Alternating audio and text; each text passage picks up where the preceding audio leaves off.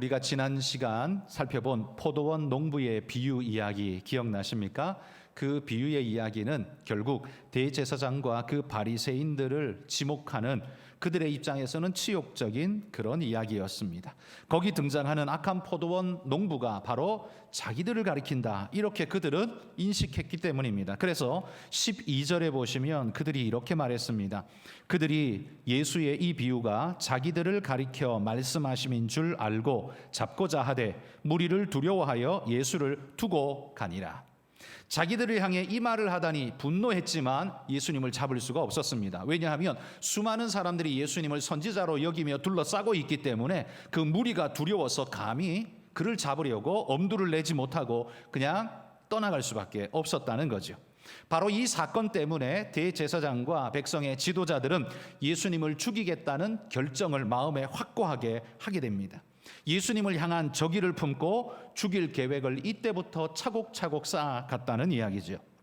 그러나 이 무리들이 예수님을 메시아로 선지자로 그렇게 기대하고 있으니 손댈 수가 없는 거죠. 그러니 그들이 예수를 죽이고자 한다면 제일 먼저 해야 할 일은 이 무리들에게서부터 예수님을 떼놓는 일, 분리시키는 일을 무엇보다 해야만 했습니다. 예수님을 죽여도 무리들이 동요하지 않을 만한 그런 분위기가 형성되어져야 한다는 거죠. 그래서 그 문제, 이 문제를 뚫고 들어갈 수 있는 좋은 해답이 뭔가? 그게 바로 오늘 본문에 나오는 세금 문제였습니다. 이 문제야말로 백성들과 예수님을 분리시켜 놓을 수 있는 그런 좋은 기회가 될 거라고 믿었기 때문이죠. 당시 이스라엘은 로마의 지배하에 식민지 상태에 있었기 때문에 로마의 세금을 바칠 수밖에 없었습니다. 유대인들이 로마에 바쳐야 하는 세금은 세 종류나 되었습니다. 첫 번째는 인두세, 사람 머리에 다 하나씩 붙는, 그 사람이 돈을 많이 벌든 적게 벌든 크든 작든 상관없이 누구나가 내야 하는 세금이 인두세였습니다. 이 세금은 남자는 14세부터 65세까지, 여자는 12세부터 65세까지 1인당 한 데나리온씩을 세금으로 내야만 했었습니다. 두 번째 세금은 지세, 땅세였습니다. 이 세금은 땅값이 아니라 그 땅에서 나오는 것들에 대한 세금인데요, 곡식을 거두면 수확량의 10분의 1을 내야 하고, 술이나 과일, 이 과실을 거두게 되면, 또 술을 빚게 되면 그것의 5분의 1을 돈이나 혹은 현물로 내야만 했었습니다. 이게 지세였다고 합니다. 그리고 세 번째는 소득세가 있었습니다. 소득세는 그가 벌어들인 모든 소득의 총합의 그냥 1%를 세금으로 내는 것이 소득세였다고 합니다. 그러니까 유대인들은 로마 압제하에서 세금을 세 종류나 내야만 했었습니다. 이 세금은 로마의 지배를 인정하는 것으로 그렇게 인정될 수밖에 없기 때문에 유대인들에게는 어떤 면에서 굴욕적이라고 할 수 있겠죠. 그래서 유대의 열심당원들은요, 이 세금 내는 걸 절대로 반대했습니다. 그래서 반란을 일으키기도 하고 온 산으로 숨어 다니면서 이 게릴라전을 펴기도 하고, 그게 열심당원들이었습니다.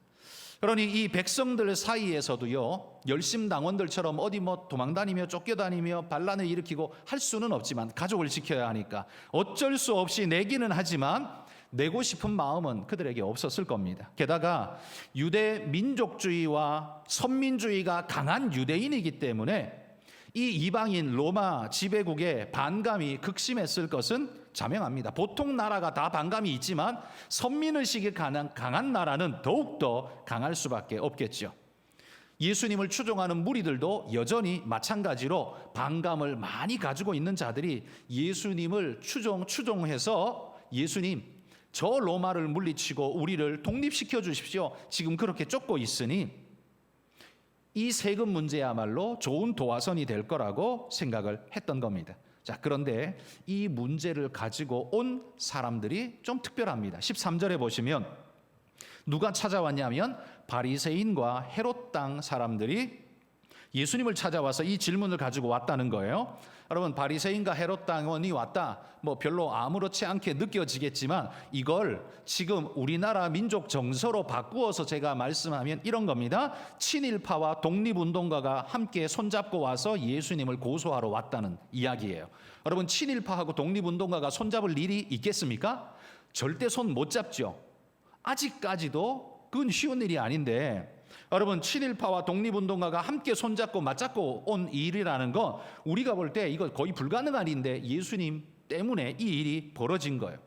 바리새인들은요, 여러분도 잘 알다시피 바리새인들은 철저한 율법주의자들입니다. 그러다 보니 자연스럽게 반이방인주의자들일 수밖에 없었습니다.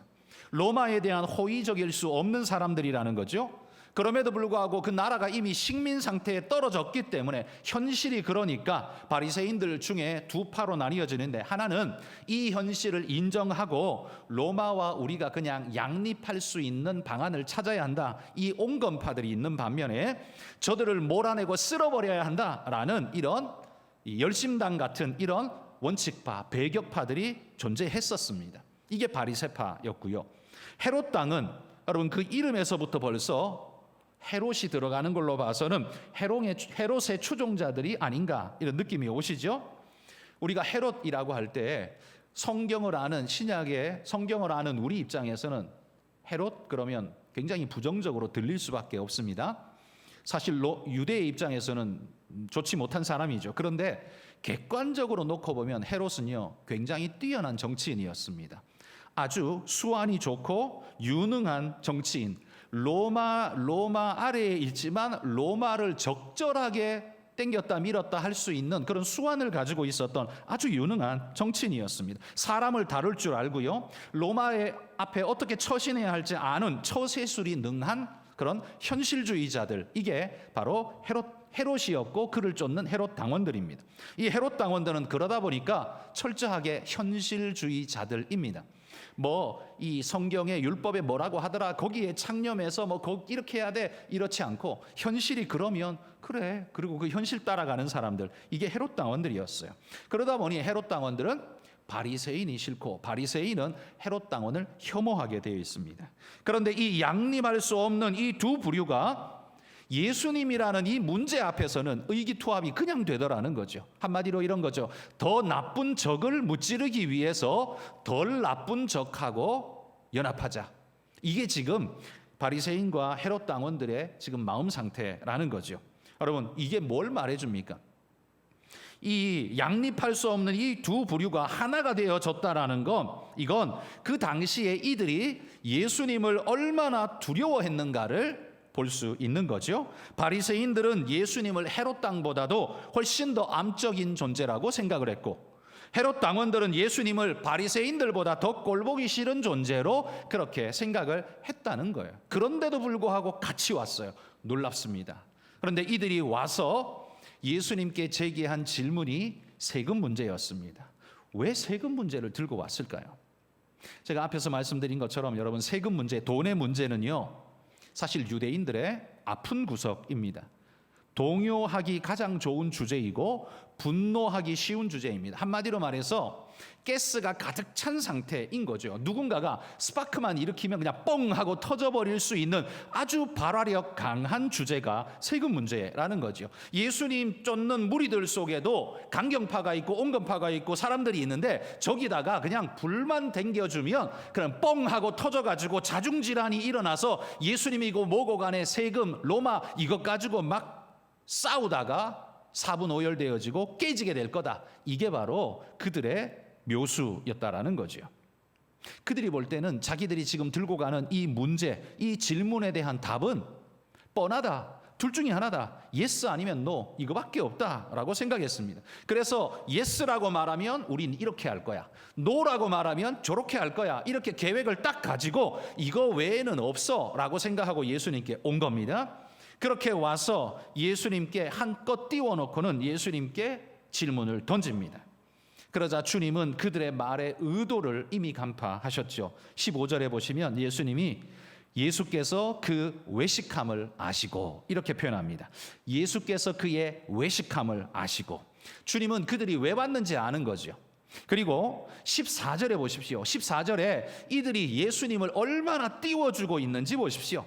가진 좋은 말들을 다 해대고 있습니다. 당신은 정의롭습니다. 당신은 옳습니다. 당신은 하나님 말씀대로 하십니다. 정말 위대하십니다. 그런데 세금은 어떻게 할까요? 이렇게 던진 거죠. 그러니까 그들이 띄운 건 예수님을 존경해서 띄운 게 아닙니다. 그냥 미끼로 던져놓은 것일 뿐인 거죠. 예수님이 그걸 아셨어요. 그래서 그들의 칭찬은 다 거짓이고 입에 발린 거짓말일 뿐이라는 걸 아시기 때문에 외식함을 아시고 이렇게 말씀합니다. 데나리온 하나를 내게 보이라, 이렇게 명령합니다. 여러분, 데나리온, 우리 사진에 한번 보시면 저게 유대 시대, 그 시대, 예수님 시대에 사용되었던 화폐 동전입니다. 동전 주조인데 저게 위에가 앞면이고 밑에가 뒷면입니다. 동전 앞뒷면인데 이 동전에 쓰여 있는, 위에 보면 앞면에 있는 사람 형상은 저건 황제의 얼굴 흉상입니다. 그러니까 황제의 화상이 저렇게 딱하니 새겨져 있고 그 머리를 삥 둘러싸고 글이 쓰여 있는데 거기 뭐라고 쓰여 있냐면 신 아우구스투스의 아들 티베리우스 시저 아우구스투스라고 쓰여 있다고 합니다. 그러니까 아우구스투스, 신이라 존칭하면서 티베리우스 시저 아우구스투스, 이렇게 티베리우스 황제를 신처럼 존중하여서 화폐로 새겨놓았죠. 그리고 뒷면에는, 밑에가 뒷면인데요, 저 뒷면에는 밑에 뭐라고 쓰여 있냐면 최고 신관, 아마 많이 들어보셨을 겁니다. 폰티펙스 막시무스라는 단어가 쓰여져 있습니다. 최고 신관, 그러니까 최고의 제사장, 최고의 신적 존재. 그리고 티베리우스, 그는 신의 아들, 신이다라는 신격화의 대표이죠. 그러니 여러분, 이 동전이 성전에서 쓰일 수 있겠습니까? 말 그대로 우상숭배인데, 이거요, 동전 자체가 우상숭배인데 성전에 못 들어가는 거죠. 그렇지만 어쩔 수 없었습니다. 식민 백성이기 때문에 이 동전을 쓸 수밖에 없고, 이게 기본이 데나리온인데요, 이 동전에 예수님이 묻습니다. 이 형상과 이 글이 누구의 것이냐? 거기 형상이 누굽니까? 티베리우스 황제가 지금 그려져 있습니다. 이 형상과 이 글이 누구의 것이냐 묻자 그들이 말합니다. 가이사의 것입니다. 그러자 예수님이 이렇게 말합니다. 가이사의 것은 가이사에게, 하나님의 것은 하나님께 바치라, 이렇게 말합니다.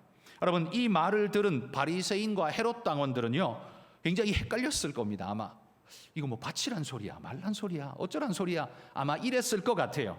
예스 노라고, 이거는 예스 노밖에는 답이 없다고 생각을 했는데 예수님 말은 오묘하게도 가이사의 것은 가이사에게, 하나님의 것은 하나님께 바치라. 이 말은 뭡니까? 네가 생각할 때 그게 가이사의 것이라고 생각하느냐? 그러면 가이사에게 바쳐라.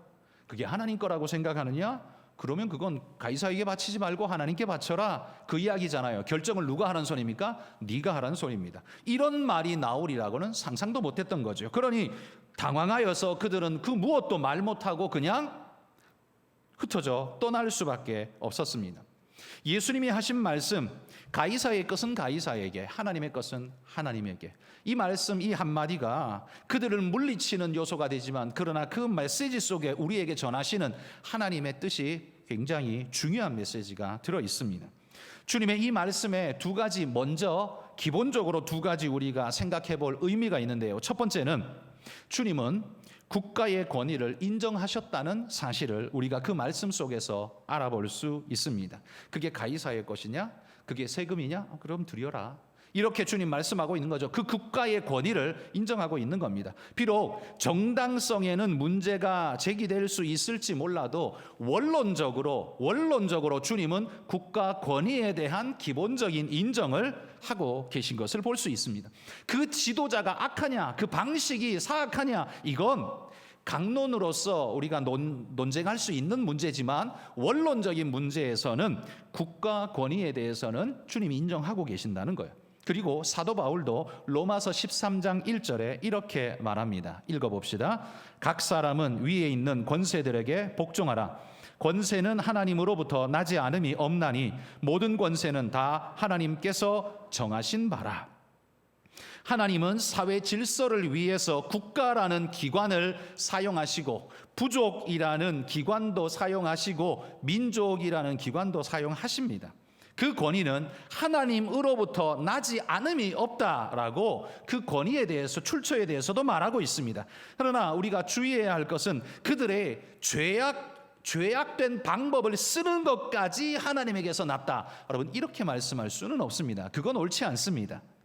기본적으로 그 백성들을 돌보고 지키도록 하는 국가적 권위, 권세는 하나님이 기본적으로 인정하셨지만 그들이 선한 방법을 쓸 것이냐 악한 방법을 쓸 것이냐 그건 그들의 몫인데 그들이 악한 방법을 쓴다면 하나님이 반드시 그들을 심판하실 것이다 라는 이야기인 거죠. 저는 우리 사회에서요, 어떤 한 지도자의 구체적인 범죄 사건을 들어서 그 지도자를 탓하는 것은 당연한 이야기지만 마치 국가의 권위 자체를 부정하려는 듯한 행동을 일삼는 일들, 이런 일들에 대해서는 결코 동의할 수 없습니다. 마치 이런 느낌이에요. 한 환자가 병원에 와서 의사에게 자기 어디가 안 좋은데 한번 봐주십시오 했습니다. 이 의사가 쫙 스크린 해보니까 이 사람은 위암이 걸려 있습니다. 그리고 의사가 말합니다. 당신 위암에 걸렸군요. 당신은 죽어야 되겠습니다 하고 죽여버렸다면 이 말도 안 되는 일이죠. 물론 이건 우스갯소리로 만든 이야기입니다만 위암이 발견되어진 건 죽으라는 소리가 아니라 의사더러 고쳐달라는 소리잖아요. 고쳐야 되잖아요. 그 부분만 절제해서 위만 딱 잘라내서 떼내고 이 사람이 살 수 있도록 도와줘야 하는 게 그 의사의 몫이죠. 암이 걸렸다고 죽여버리면 다 죽어야 되죠. 여러분, 세상에 누가 지도자에 올라가서 실수 아니하고 잘못 아니할 수 있는 사람이 누가 있습니까? 그러니까 그런 일이 있을 때마다 국가 전체를 부정하게 되는 일은 그건 옳은 일은 아닙니다. 잘못한 사람이 잘못했다고 말하는 건 옳은 일이지만 국가 전체가 부정되는 일은 이건 절대로 할 수 없는 일이죠. 그러면서 그런 주장을 하는 사람들은 자기 눈에 들보는 보지 못하면서 남의 눈에 티는 보면서 혈기방자하게 정의를 부르짖는 자들이 보통 그런 형식을 띠죠. 우리는 거기 절대로 동의할 수 없습니다. 기본적으로 우리 주님 말씀합니다. 국가의 권위에 대해서 기본적으로 인정하고 계신 것을 보게 됩니다. 두 번째, 오늘 주님 말씀에서 두 번째 의미는 그러나 그 국가 권세도 하나님의 권세 아래에 있다는 사실, 이걸 주님은 강조합니다. 여러분, 가이사의 것은 가이사에게, 하나님의 것은 하나님에게라는 이 말씀이 두 가지를 그냥 동일한 가치로 병치해 놓고 있는 것 같지만 그러나 그렇지 않습니다. 사실 이 말씀은 가이사의 것은 가이사에게, 그러나 하나님 것은 하나님께 바치라, 이 메시지 말씀인 겁니다. 기본적으로 국가 권세를 인정하기 때문에 그들의 조세권에 대해서 인정해 주라는 말씀이기도 하지만 그러나 그 위에 무엇이 있느냐? 하나님의 권세가 있다는 걸 주님은 강조하고 있는 거죠. 하나님의 것은 하나님께 드리라 라는 강조를 하고 있는 겁니다. 자, 그런데 가이사의 것은 가이사에게, 하나님 것은 하나님께, 자, 명확하게 하나님이 구분해 주셨습니다. 그런데 문제는 우리 삶에 이게 명확하지가 않습니다. 왜 명확하지 않습니까? 이게 어떤 거는 가이사의 것이고 어떤 건 하나님의 것, 명확해 보이는 것들이 있는 반면에 요 사이에 끼어 있는 건 어찌 보면 가이사의 것 같고 어찌 보면 요거 하나님 것 같고, 요렇게 아리송한 어떤 문제가 반드시 있게 마련입니다. 가이사의 것으로 확연히 우리가 생각할 수 있는 조세의 문제, 이건 명확하죠. 세금 내야죠. 그들이 불신자라고 해서, 통치자가 불신자라고 해서 그리스도인인 우리가 국가의 세금을 안 낼 수 있습니까? 그럴 수는 없습니다. 세금 내야 합니다. 자, 그런데 하나님의 것인지 가이사의 것인지 모르는 모호한 위치에 있는 어떤 문제, 이게 이제 진짜 문제이죠. 이때 여러분, 이것이 하나님 것인지 가이사의 것인지 누가 판단해 줍니까? 이거 법정에 가져가서 판단해 달라 그러면 판정해 줍니까? 안 해주죠. 이 판단은 어쩔 수 없이 내가 해야 됩니다. 그리고 이 판단을 할 때에 내 안에서 뭐가 작동하냐면 내 신앙이 작동하게 됩니다. 신앙 개념이 작동한다는 거예요. 왜냐하면 그런 문제는 보통 이익이 되느냐 손해가 되느냐, 좀 이거 손해되는 것 같은데, 그런데 이거 좀 하나님의 것 같은데, 근데 이거 하면 나 손해볼 것 같은데, 이러면 밀고 땡기고 하는 거죠. 문제가 생기는 거죠. 선택을 해야 되니까요. 그때 우리 마음속에 이익을 따를 것인가 아니면 손해를 보더라도 신앙을 따를 것인가, 이 문제가 우리 안에 작동되어 진다는 겁니다. 마치 정의를 따를 것인가 이익을 따를 것인가 문제와 비슷해 보이죠. 저는 오늘 우리 주님께서 바리새인과 헤롯 당원들의 이 교활한 술수를 멋지게 눌러버리셨다, 이기셨다라는 이야기로 결론 맺고 싶어서 이 말씀을 드리는 건 아닙니다. 그건 표면적으로 드러난 사실일 뿐 더 깊은 질문을 우리는 우리 스스로에게 던져봐야 합니다. 바리새인과 헤롯 당원들을 물리치기 위한 말씀이 아니라 우리에게 주신 말씀이라는 거예요. 가이사의 것은 가이사에게, 하나님의 것은 하나님에게. 여러분, 그러면 이렇게 질문을 다시 한번 드려보겠습니다. 나는 하나님의 것을 하나님의 것으로 인정하고 잘 드리고 있습니까? 예수님의 이 말씀에 여러분들은 바리새인도 아니고 헤롯 당원도 아니지만 그러나 이 말씀의 대상자이기 때문에 말씀드립니다. 여러분은 하나님의 것을 하나님의 것으로 인정하고 잘 드리고 있습니까? 혹시 하나님의 것이 갑자기 어느 날 가이사의 것으로 돌변해 버린 적은 없으십니까? 있다면 그때 나는 왜 그렇게 한 겁니까? 왜 그렇게 하셨습니까?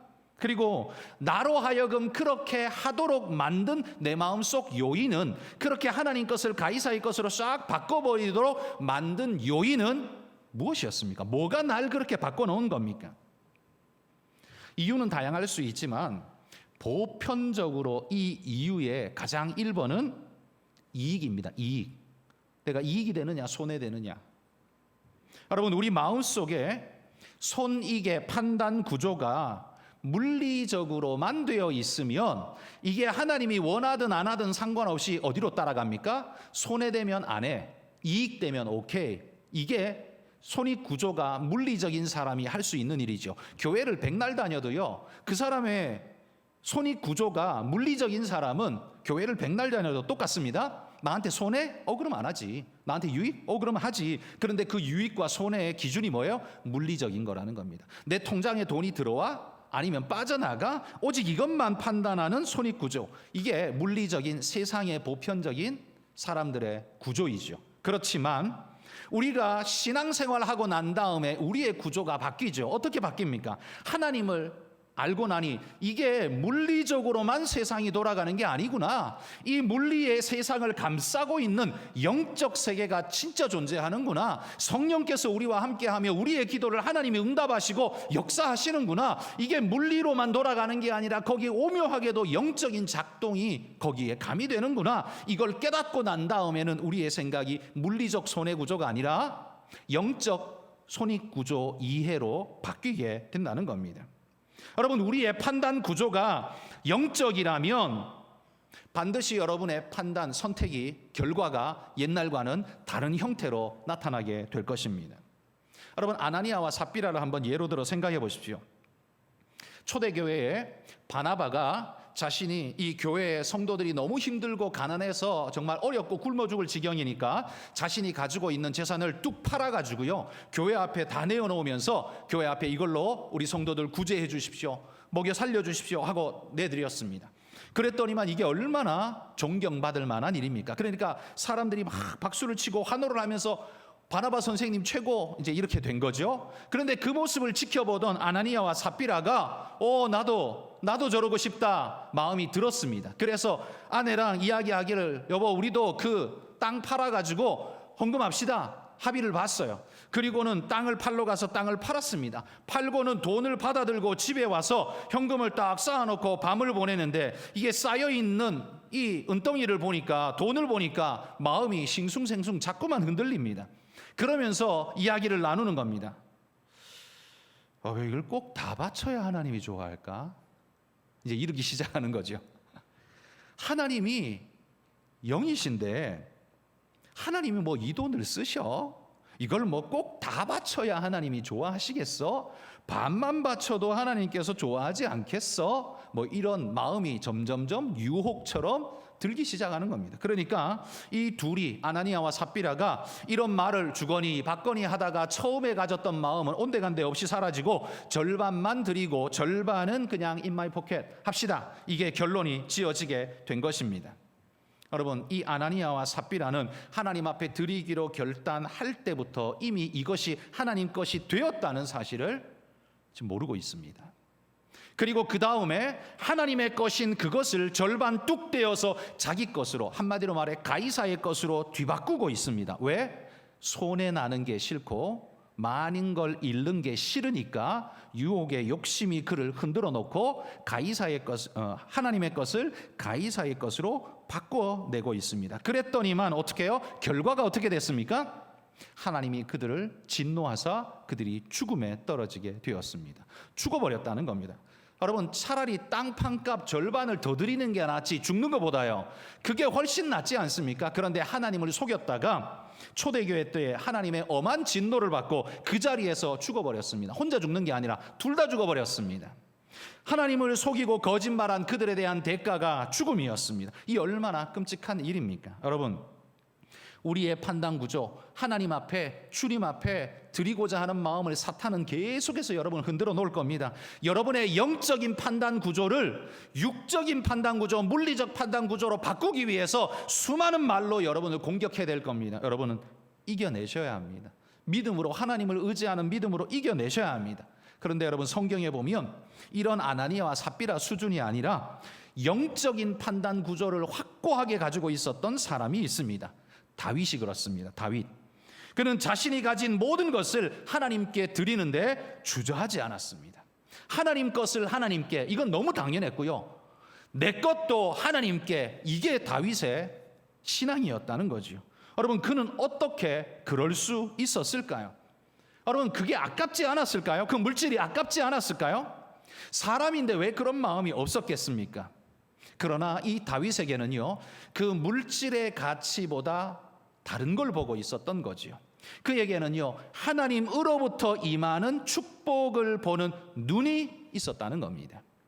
세상 사람은 이 물질이 오고 가는 것만 보이지만 다윗에게는요, 이 물질이 가고 하나님이 거기에 더 얹어서 주시는 하나님의 은혜의 축복의 손길을 볼 수 있는 눈이 있었다는 거지요. 다윗은요, 그냥 뭐 하나님께 드리는 게 옳으니까 뭐 드려야지, 뭐 성경에 뭐 그냥 하나님 10분의 1 드리라고 했으니까 그걸 드려야지 뭐. 여러분, 이 수준은 이건 도덕적 당위성을 이야기하는 것이지 깊은 신앙을 이야기하고 있는 건 아니죠. 다윗은 이 수준이 아니었습니다. 다윗은요, 그의 인생 경험 속에서 하나님께 드리는 것은 손해가 아니라 축복의 마중물이라는 걸 그는 확고히 알고 있었다는 거죠. 여러분, 40년, 50년 전에 뭐 도심에서도 펌프질해서 물을 끌어다 쓰는 가정들이 있었죠. 서울에는 없었나요? 제가 아주 어릴 때에 우리 집에도 있었습니다. 그때 제가 뭐 10살도 안 되던 때인데 우리 집에도 있었습니다. 딱 박혀 있었고, 외갓집에 가면 당연히 시골이니까 시골에 당연히 펌프가 딱 박혀 있어서 그 펌프 운용하는 걸 익히 알고 있습니다. 그 펌프는 가만 내버려 두면 공기가 쑥 빠져가지고 압력이 없어서 밑으로 물이 다 빠져서 밑에 내려가 버립니다. 그러면 저 지하에 박혀있는 물을 끌어올리려면 끄집어 올려야 되는데, 올리는 방법은 압력을 채워서 그 압력으로 당겨 올리는 방법밖에 없죠. 그래서 그 펌프에다가 물 한 바가지 부으면 물이 그 위를 덮어가지고 공기구멍을 막아버리면 이제 펌프질을 하면 밑에서 압력을 받아서 물이 밑에서 올라오게 되죠. 한 바가지 붓고 펌프질을 하면 한 바가지가 나오는 게 아니라 한 드럼통이 나오고 몇 드럼통이 나옵니다. 내가 펌프질 하는 만큼 계속해서 쏟아져 나옵니다. 지하수가 있으면 계속 나와요. 이게 마중물 아닙니까? 한 바가지 부어주는, 그게 새는 구멍을 막아주고 압력을 채워줘서 축복을 땡겨 올리게 하는 그 마중물. 그러니까 다윗은 자신이 드리는 이게 크고 많다고 생각지 않았습니다. 이건 하나님 앞에 마중물일 뿐이다. 내가 요만큼 드리지만 하나님은 이만큼 나에게 주실 것이다 라는 믿음의 눈을 가지고 있었기 때문에 그는 이거 드릴 수 있었다는 말이에요. 사무엘하 7장 25절에서 29절 깁니다. 같이 우리 한번 읽어봅시다. 여호와 하나님이여, 이제 주의 종과 영원히 세우셨사오며 말씀하신 대로 행하사 사람이 영원히 주의 이름을 크게 높여 이르기를 만군의 여호와는 이스라엘의 하나님이라 하게 하옵시며 주의 종 다윗의 집이 주 앞에 견고하게 하옵소서. 만군의 여호와 이스라엘의 하나님이여, 주의 종의 귀를 여시고 이르시기를 내가 너를 위하여 집을 세우리라 하셨으므로 주의 종이 이 기도로 주께 간구할 마음이 생겼나이다. 주 여호와여, 오직 주는 하나님이시며 주의 말씀들이 참되시니이다. 주께서 이 좋은 것을 주의 종에게 말씀하셨사오니 이제 청하건대 종의 집에 복을 주사 주 앞에 영원히 있게 하옵소서. 주 여호와께서 말씀하셨사오니 주의 종의 집이 영원히 복을 받게 하옵소서. 하나님의 은혜 앞에서 감격하며 부르는 이 다윗의 고백이었습니다. 그는 하나님 앞에 드리는 것이 많다고 이야기하는 게 아니라 하나님이 내게 주시는 것이 너무나 엄청납니다 라는 고백을 하고 있습니다. 그래서 그는 마지막 절에 이렇게 청합니다. 청하건대 주의 집에 복을 주사 주 앞에 영원히 있게 하옵소서. 주 여호와께서 말씀하셨사오니 주의 종의 집이 영원히 복을 받게 하옵소서. 여러분, 다윗의 왕권이 몇 년을 흘러가신지 아십니까? 다윗으로부터요 400년 이상 흘러갑니다. 남유다의 왕권은 다윗의 계보에서 끊어지지 않고 계속 흘러갑니다. 북이스라엘은요 계속 왕위 찬탈이 일어나서 피바다였는데 남쪽 유다는 다윗의 후손이 계속해서 400년 넘도록 왕위를 이어갑니다. 주의 종의 집이 영원히 복을 받게 하옵소서. 그 말씀 그대로 된 것 아닙니까? 이 축복, 여러분, 여러분이 돈 많이 벌어서 자식에게 이 힘든 세상에 고생하지 않고 너 평생 먹고 살 만큼 내가 벌어서 줄게. 그러면 얼만큼 주면 될까요? 뭐 10억이나 20억 정도 주면 될까요? 그 정도 가지고는 별로 안 될 것 같은데, 그죠? 한 50억쯤 벌어서 줬다고 쳐봅시다. 자, 그러면 50억 받은 아들이 진짜 제대로 살까요? 아마 그거 힘들 겁니다. 그러면 손주는 어떨까요? 거기까지 넘어가긴 또 더 어려울 겁니다. 여러분, 우리가 얼마를 벌어줘도요 더 이상 못 내려갑니다. 막혀 있어요. 그런데요, 그건 내려가게 하시는 분 하나님입니다. 하나님이 흘려보내셔야 그게 복으로 내려가는데, 다윗은 하나님께 드렸더니 하나님이 영원토록 그 집에 복을 받게 하는데 400년 이상의 계보를 이어가면서 그 왕권을 지키도록 하나님이 계속 붙잡고 계시는 모습을 볼 수 있습니다. 그래서 다윗이 지금 감격하는 겁니다. 여러분, 다윗은 정복군주로서요 얼마나 많은 나라를 정복했기 때문에 얼마나 많은 은금을 모았는지 셀 수가 없습니다. 그런데 그는 그걸 전부 성전을 짓는 데다가 다 바쳤습니다. 그리고 바친 그것에 대해서 한 번도 아깝다라고 후회한 적이 한 번도 없습니다. 그리고 그런 마음으로 하나님께 드렸는데 어떻게 드렸느냐? 역대상 18장 10절 11절 10절 하반절부터 같이 한번 읽어봅시다. 하도람이 금과 은과 노새 여러 가지 그릇을 가져온지라. 다윗 왕이 그것도 여호와께 드리되 에돔과 모압과 암몬 자손과 블레셋 사람들과 아말렉 등 모든 이방 민족에게서 빼앗아 온 은금과 함께하여 드리니라. 여기 말씀이 이겁니다. 다윗이요 에돔과 모압과 암몬과 블레셋과 아말렉과 모든 이방 여러 족속들에게서 빼앗아 온 은금이 있습니다. 이 얼마나 많았겠습니까? 거기에다가 플러스 하도람이 가지고 온 금과 은과 노새 여러 가지 그릇들도 또한 여호와께 그것도 드렸더라라고 말합니다. 그러니까 다윗은요 하나님 앞에 11조만 드린 게 아니에요. 11조만 드린 게 아니라 그냥 들어오는 건 전부 다 10의 10조로 하나님 앞에 바쳐 드린 어마어마한 믿음의 사람이었다는 겁니다. 전쟁의 전리품만 드린 게 아니라 조공으로 들어오는 것들도 다 하나님께 드렸습니다. 그리고 그가 드린 예물이 얼마나 엄청난지를 성경이 기록합니다. 역대상 22장 14절 읽어봅시다. 내가 환난 중에 여호와의 성전을 위하여 금 10만 달란트와 은 100만 달란트와 놋과 철을 그 무게를 달 수 없을 만큼 심히 많이 준비하였고 또 제목과 돌을 준비하였으나 너는 더할 것이며. 다윗이 아들 솔로몬에게 한 거예요. 너는 더 해라. 근데 나는 이만큼 했다라는 거예요. 그럼 도대체 얼만큼 했냐? 거기 보면 금이 10만 달란트만큼, 은은 100만 달란트만큼 모았대요. 여러분, 이 구약 시대에 은과 금의 이 가치 비율은 1:15였습니다. 은 15개를 줘야 금 하나하고 바꿀 수 있는 가치였어요. 그런데 지금 금 10만 달란트, 은 100만 달란트 10배죠. 그러면 이 금 10만 달란트만큼은 안 되지만 그래도 한 3분의 2 정도 되는 그런 금액 정도의 가치로도 은이 또 있는 거예요. 그리고 놋과 철과 돌과 목재 이런 것이 쭉 있습니다. 자, 성경에 나오는 이 달란트라는 이 구약에는 미터, 센치, 그람, 리터 이런 거 없죠. 고대 사회에 이런 게 어디 있습니까? 그러니까 할 수 있는 방편이 길이를 잴 때는 사람에게 있는 몸 다 몸은 있으니까요. 이 팔꿈치 끝에서 손가락 끝까지 요게 한 규빗입니다. 이 누구나 있으니까 조금의 차이는 있지만 대부분 성인은 대충 비슷하다. 그래서 요게 한 규빗인데요. 그래 길이 잴 때 규빗으로 재는 겁니다. 요만큼, 요거 한 규빗, 요렇게 요거 하나로 다 쟀어요. 기본적으로 어느 정도. 그런데 이 부피 단위는 어떻게 재기가 힘들죠. 그래서 가방, 색을, 주머니를 만드는데 사람이 울러맬 수 있는 한계치만큼 울러매면 이게 얼만큼 될까?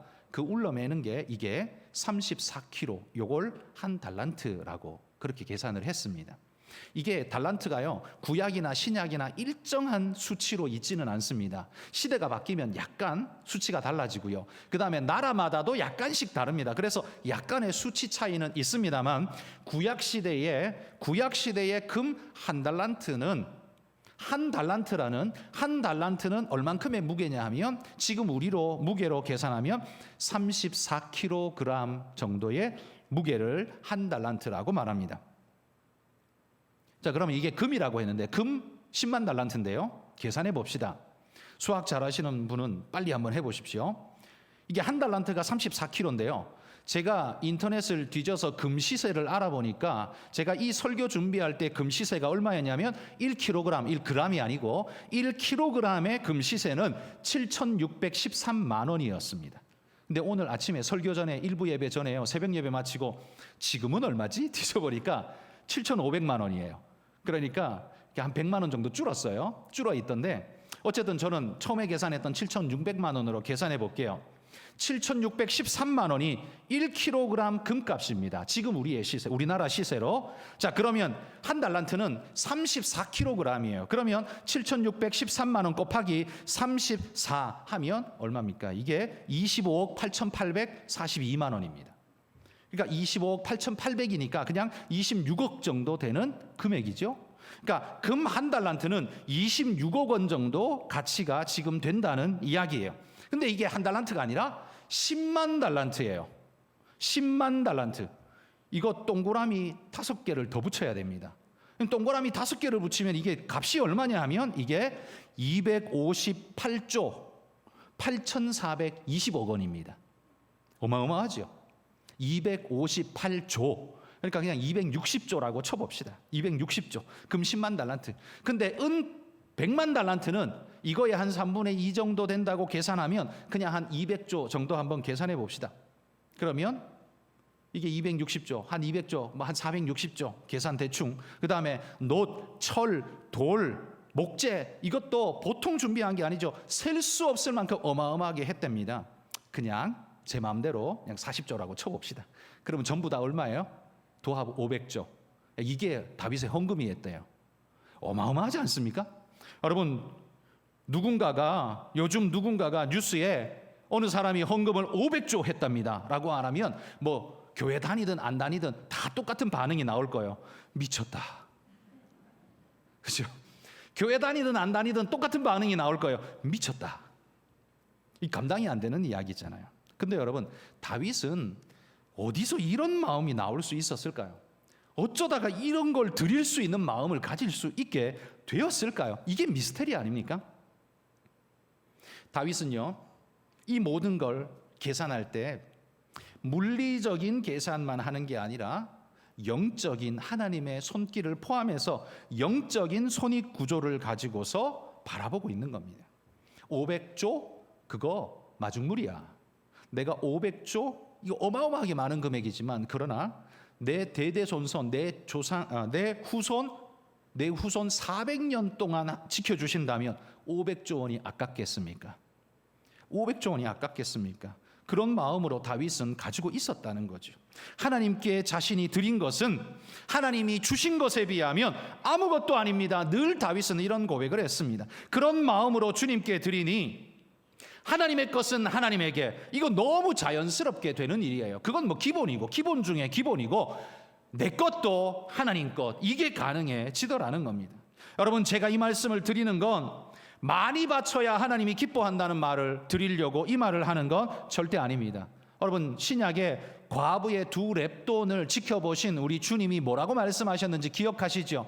2 렙돈, 렙돈이라는 단어는 유대 사회의 제일 작은 단위, 금액입니다. 지금 우리로 말하면 뭐 10원짜리 동전 이런 개념인 거죠. 그거 2개입니다. 정말 보잘것없죠. 그런데 성경은 이것이 그녀의 생활비 전부라 이렇게 말합니다. 그러고 예수님은 그 여인을 보면서 가장 많은 헌금을 했다 이렇게 평가해 주셨습니다. 그러니까 주님은 결코 물량으로 평가하는 게 아닙니다.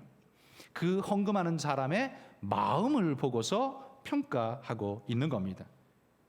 여러분, 가이사의 것은요, 여러분이 침탈 못합니다. 왜냐하면 가이사의 것은 언제나 물리력이 동원되기 때문입니다.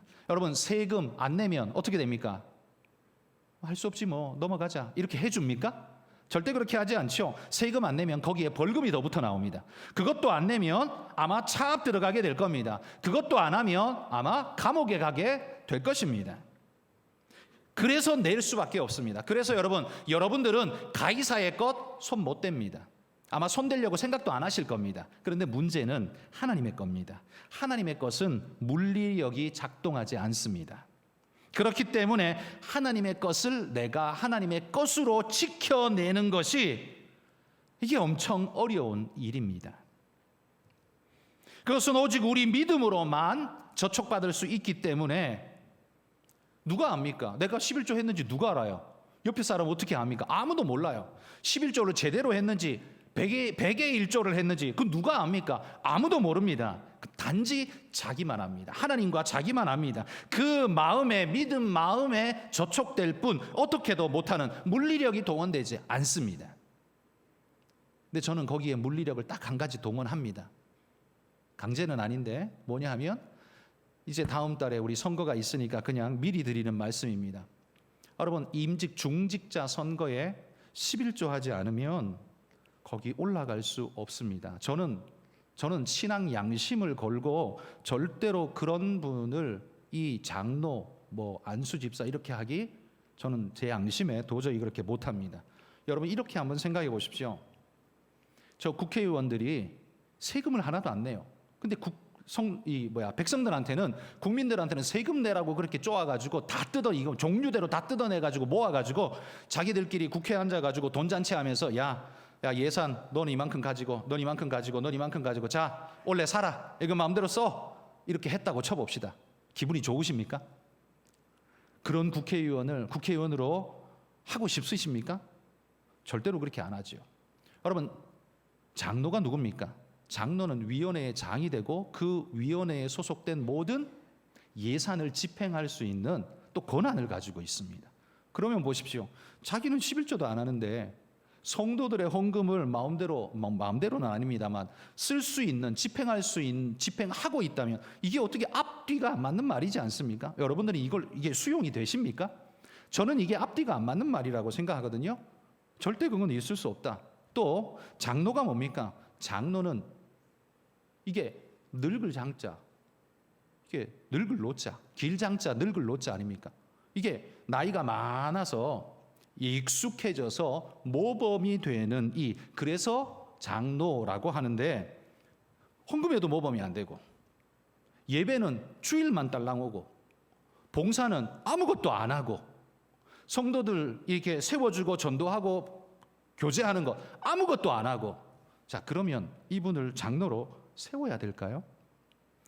만약에 그런 분이 장로가 되어지면 사람들은 뭘 생각할까요? 아, 장로는 하잘것없는 것이구나 라고 생각될 수밖에 없을 겁니다.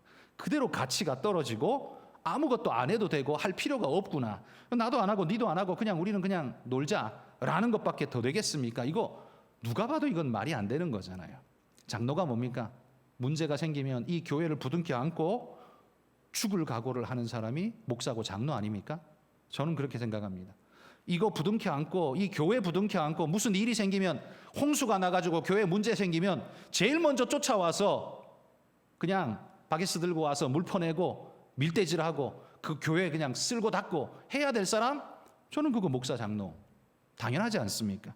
교회에 어려움이 생기면 제일 먼저 나서서 내 집의 일처럼 해야 될 사람 목사 장로. 그런데 무슨 일이 생겨도 코빼기도 안 보이고 오지도 않고 뭐 주일날 그냥 예배만 딸랑드리면 가버리고 11조도 안 하고 헌금도 안 하고 아무런 봉사도 안 하고 그런 사람을 어떻게 장로로 뽑습니까? 그 말도 안 되는 일이죠.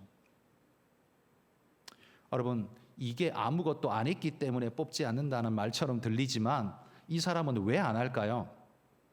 영적인 구조가 없기 때문에 안 하고 있는 겁니다. 그러면 영적인 구조가 없는 그를 우리의 대표자, 우리 교회의 대표자로 뽑을 수 있습니까? 세울 수 있습니까? 불가능하죠. 그래서 안 된다는 겁니다.